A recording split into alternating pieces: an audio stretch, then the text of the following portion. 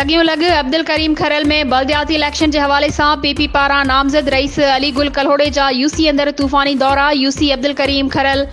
में गोठ सेठ मिठल कल्होड़ो में बल्दियाती इलेक्शन के हवाले से सैयद अली अकबर शाह राश्ती पीपी अगवान सरदार शाहनवाज खान कल्होड़े संदस फर्जंद पाकिस्तान पीपल्स पार्टी पारां चेयरमैन उम्मीदवार रईस अली गुल कल्होड़ो ए रईस गुलाब खान की अगवानी में एक गडजाणी कोठाई वही, जैमें यूसी अब्दुल करीम खरल के मुख्तलिफ गोठन में मुख्तलिफ जातन के चंगन मुड़सन समेत सवे मानुन शिरकत कई, जैमें चन्ना कोरी सोलंगी कल्होड़ा सूमरा ए बेन जातन के मानुन शिरकत कई। उन मौके ते सैयद अली अकबर राशिदी पारां पीपी अगवान सरदार शाहनवाज खान ए रईस अली गुलाब खान हार पाराया वया। उन खां पोइ सरदार शाहनवाज खान कल्होड़े के सैयद अली अकबर शाह राश्ती पारां पग जो तोहफ़ो पेश किया वियो। उन मौके ते अगवानन गडजाणी के खिताब कंदे चयो त 26 जून ते